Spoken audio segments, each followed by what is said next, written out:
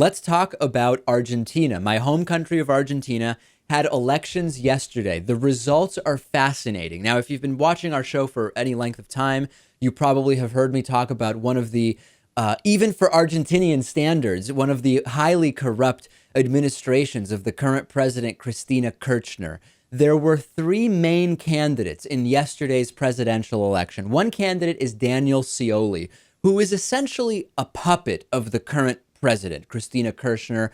As I mentioned, a highly corrupt official in a long line of Argentinian corruption.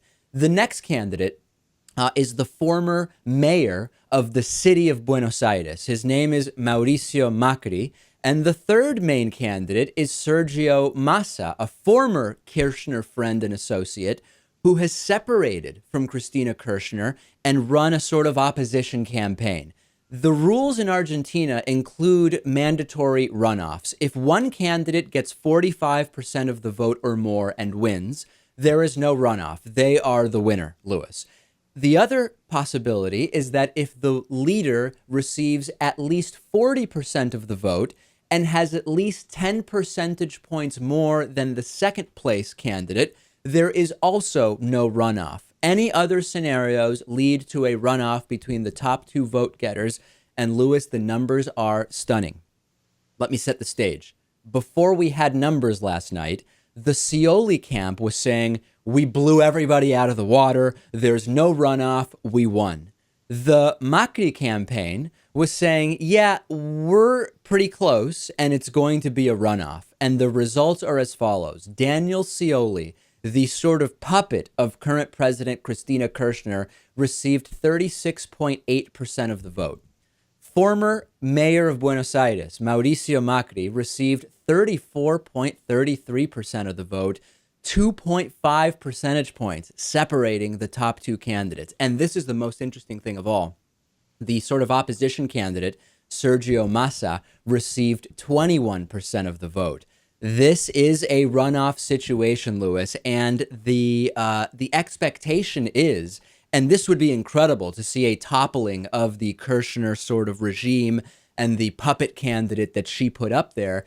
That 21% that Sergio Massa has obtained is expected to disproportionately go to Mauricio Macri, although the politics of Massa are really more in line with the leader Scioli.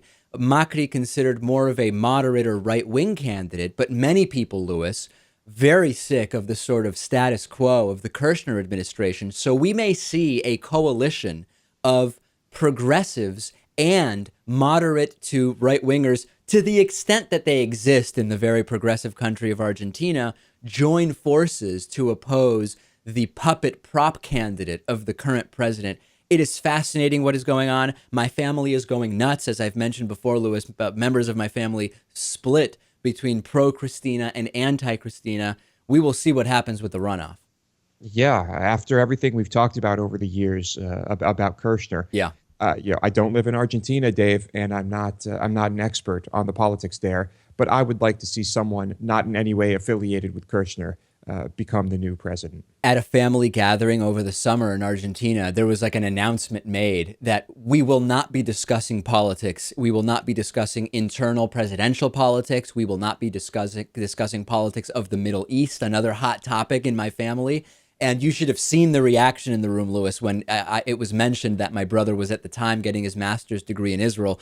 These family gatherings have become very contentious, where we now have ground rules. That's incredible. I'm glad I've never had to institute any ground rules like that for, during my family get-togethers. All right, well, we're going to continue covering it. The runoff is happening. We will take a break. I'm on Twitter at Pakman. Lewis is on Twitter at Lewis Motamedi.